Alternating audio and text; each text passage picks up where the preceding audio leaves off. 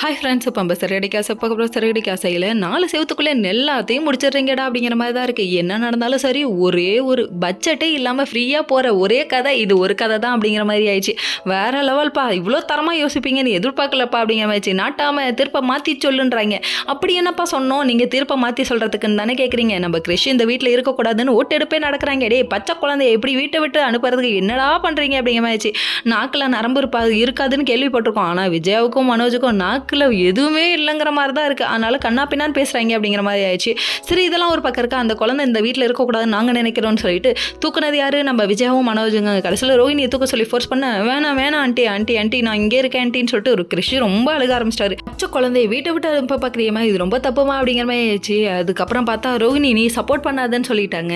என்னடா பண்ணுறதுன்னு தெரியாமல் திருன்னு முழிக்கிறாங்க. யோசிச்சு பாருங்களேன், நம்ம விஜயா மூச்சுக்கு 3 தடவை அனாதை ஆசிரமத்தில் கொண்டு போய் சேருன்னு சொல்லும்போது ரோஹிணி மனசு படுற பாடை விட அந்த குழந்தையோட மனசு தாங்க ரொம்ப கஷ்டப்படும். இதனாலேயே வெறுப்பு நிறைய ஆகும். ஆனால் அந்த குழந்தை சூழ்நிலையை புரிஞ்சுக்கிட்டு அமைதியாக போயிட்டு இருக்குங்க. இதெல்லாம் ஒரு பக்கம் இருந்தாலுமே அவங்க பாட்டியோட ஃபோட்டோவை காமிச்சு முத்துவும் எங்கெங்கேயோ ட்ரை பண்ணுறாரு. கடைசியில் கிடைக்கவே இல்லைங்க. என்னதான் நடக்கிறத பார்த்துக்கோ அப்படின்னு சொல்லிட்டு இவங்க வீட்டுக்கே கிளம்பி வந்துட்டாங்க. இந்த வீட்டில் தினமும் ஒரு போர்க்களம் வெடிக்குது. அன்னைக்கு நைட்டே உட்காந்து மீனாவும் நம்ம முத்துவும் பேசிகிட்டு இருக்க, அதை கிறிஷ் கேட்டுட்டு இருக்காங்க. என்னதான் பண்ணுறது, கிறிஷுக்கு என்னதான் வழி, ஏதோ புதிராகவே இருக்குது, அதை கண்டுபிடிக்கணும்னு சொல்லிட்டு கண்ணா பின்னான்னு யோசிக்க ஆரம்பிச்சிட்டாங்க. இதை யோசிச்சுட்டு இருந்தோடனே உடனே தூங்க ஆரம்பிச்சாங்க. அந்த குழந்தை தூங்காமல் ரோஹிணி கிட்ட படுத்துக்குச்சுங்க. படுத்துட்டு பாட்டி எங்கே போனாங்கன்னு தெரியலமான்னு சொல்லிட்டு கேட்க, அதுக்கப்புறம் டம்ளர் உருட்டு அதுக்கப்புறம் வந்துட்டாங்க. கிறிஷ் இங்கே இருக்கிறது எனக்கு ஆபத்துன்ட்டு ரோஹிணி நினைக்க ஆரம்பிச்சிட்டாங்கன்னா பார்த்துக்கோங்க. Okay friends.